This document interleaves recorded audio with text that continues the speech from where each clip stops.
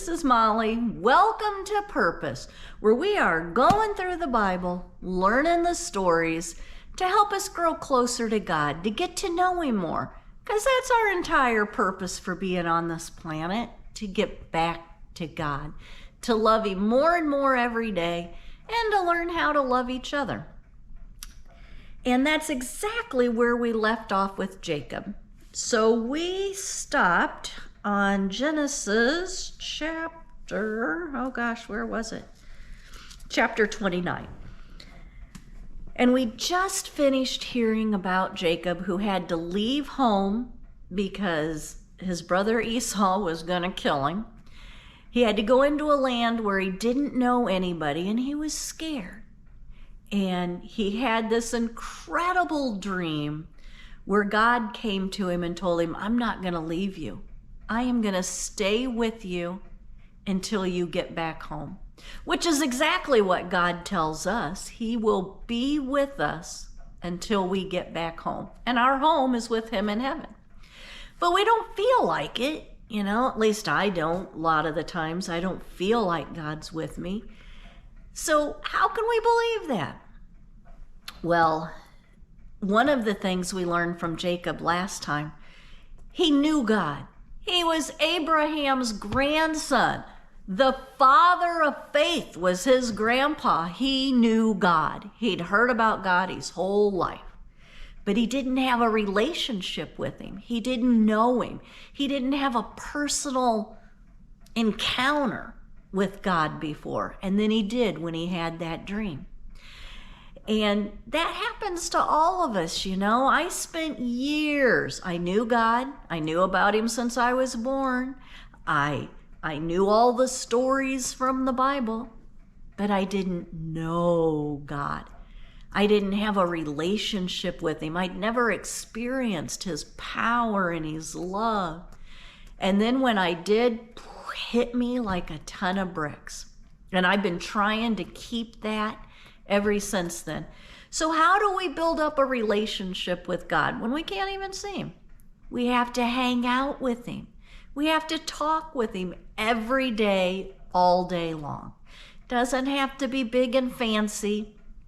Doesn't have to be rehearsed, memorized prayers, although it can be.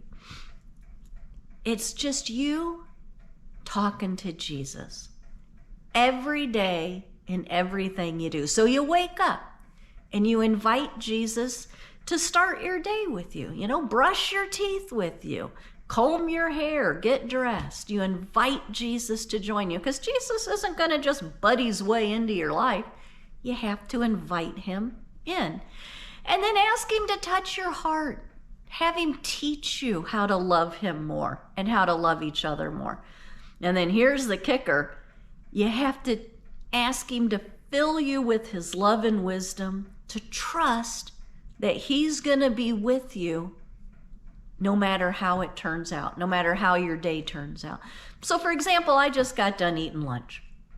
So I invited Jesus to join me for lunch, and I was kind of talking to Him. I'm home alone, so I talked to Him out loud. If you're not alone, you might want to talk to Him in your head, or people are going to think you're nuts. But just talk to Him. I was telling Him about my day, telling Him about what's worrying me, what I'm getting right, what I'm not getting right, apologizing for things that I've done wrong. I'm just talking to Him. And I ask Him to touch my heart. Teach me how to love Him. Teach me how to love other people.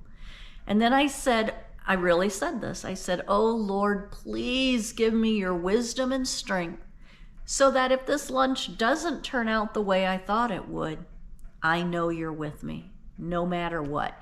Well, how is lunch gonna turn out? It turns out the same way every single day. You eat it, you're done, you put your stuff away. It's not like this is rocket science. There's no big crisis about eating lunch.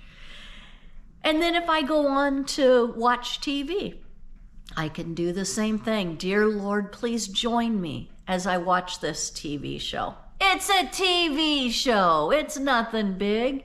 But Jesus wants to be with me no matter what I'm doing. And then I can ask Him to please touch my heart so that the time I choose to spend watching TV, I can get closer to Him. Well, how's that going to happen? I'm watching TV. I can pray for people. If someone on the TV is swearing, I can pray for that actor or actress, that God will touch their heart and bring them closer to him. Sounds silly, but how nice to know that somebody's out there praying for you. I could, if it's a TV show and somebody's just gotten into a car accident, I could pray that God will be with and comfort every single person who's been in a car wreck today. And that's a lot of people. I can pray that God gives them and their family comfort and strength. So I can get closer to God even though I'm watching TV. Excuse me, I have a cold. And then I ask God to please give me his wisdom and strength to accept however my TV viewing ends up. Well, I can pretty much guarantee you the show will get over, I'll turn it off, and I'll get up. That's how it's going to get over. Why do I need God to give me his love and strength for that? Because you never know. You never know. And doing this through all the little dumb parts of my day, those little dumb things that we do all day, every day. If I ask God to join me and to teach me to love him through whatever it is I'm doing, and to give me his wisdom and strength to trust that he's going to be with me no matter how it turns out, I'm going to build my relationship up with him. And I visualize Jesus being right beside me, holding my hand. I can see him, or what I think he looks like, in my mind's eye. In fact, I'm visualizing him sitting next to me with his arm around me right now. You can visualize Jesus with you all day because he is with you. And so if I do this for all the little things in my day, then when the big things do happen, and they will, I'm going to be ready for them. So let's just say somebody I love gets sick and they're in the hospital. That's a big thing. It's going to be if I keep practicing this, it'll be second nature for me to get in my car and invite Jesus to come with me to the hospital. Ask him to teach me to get closer to him. Let this illness of somebody I love bring me and them closer to God. And then I'll ask him to give me his strength and his wisdom so that no matter how this illness turns out, I know he's with me and I know that I'll be okay. Because the big things are going to happen in our life, and it just brings me closer to God so that he's on my mind all the time, no matter what I'm doing. And that's what Jacob's learning to do. He's learning how to keep God in his mind all the time. So Jacob is headed to his uncle Laban's house, his mom's brother. And he doesn't know the land. He doesn't know the people. And he sees a bunch of shepherds sitting around a well. So he goes up to them and says, "Hey, where are you from?" And they said, "We're from Haran." And he said, "Do you know Laban by any chance?" And they said, "Oh, sure, yeah, we know Laban. He's a good guy." And Jacob said, "Oh, great, everything's going well with him?" Yeah, it's going good. And then they said, in fact, his daughter Rachel's going to be bringing his sheep out here, Laban's sheep out here any time now to water them. And then Jacob got all bossy and know-it-all-y. And he said, "What are you all doing sitting around the well now? You should be out in the fields. You shouldn't be sitting here by the well. You water your sheep in the morning." And they said, "Well, can you see that great big huge stone on the top of the well? We wait for everybody to get here. We roll it off. We water our sheep. And then we put it back on together and we go out." Well, I told you in another video, water in the Bible is always about Jesus. Jesus is the water. Anytime there's water, it's Jesus, and he's coming to save people. I mean, think about it. They're in the desert. Wells are few and far between, and they are life-giving resources. You gotta have water or you're gonna die. Every living thing needs water or it's going to die. We need Jesus in our life or we are going to die. We don't think about it. You know, you can go your whole life on this earth, never know Jesus, but you will die if you don't know him. It might be spiritually, but at the end of time, You will die if you don't know Jesus. If you know Jesus, then he will give you his life-giving water, and you'll have life for all eternity, which is kind of neat. So anyway, here comes Rachel bringing Laban's sheep, and Jacob takes one look at her, and ooh-wee, he is in love. She's beautiful. And so he runs up like a big macho man, and he pushes that stone off the well all by himself with no help from anybody. And he lets Rachel water her sheep, or he gets the water out for her. And he kisses her, and he's crying, and she's crying, and it's like a Hallmark movie. Everybody's crying. And she runs back to Uncle Laban, her dad, to tell him that this guy's here that's supposed to be his sister's kid. Laban comes running out. Oh, Jacob, you're bone of my bone, flesh of my flesh, which is what Adam said in the Garden of Eden. That woman was bone of his bone and flesh of his flesh. So they're one, they're family. And he invites him to come home with him. Well, what's all this about a well? I told you that Jesus is always the water. There's a lot happening at wells. Jacob just met his future wife. Rachel will become his wife at a well.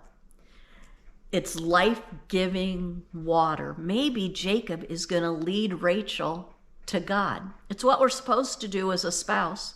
You're supposed to get your spouse closer to God, and they're supposed to help you get closer to God. I didn't do that till I was in my 50s, but it's what we're supposed to do. And then we're supposed to teach our kids about God. So maybe Jacob's going to teach Rachel more about God, and she's going to help him learn more about God. Maybe they'll lead each other to Jesus. But what about that rolling the stone off thing? He rolled the stone off the well to reveal the life-giving water in the well.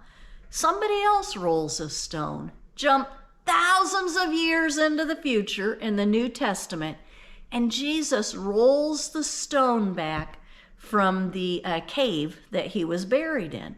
He died. He was put in the cave. You'd think that was the end of it. Death is the end of everything. No, not with Jesus.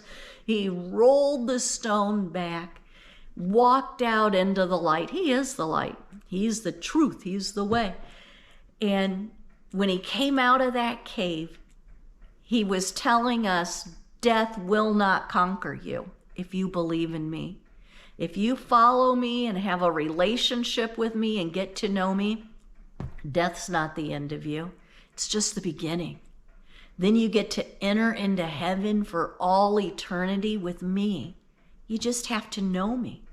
You have to get to know Jesus.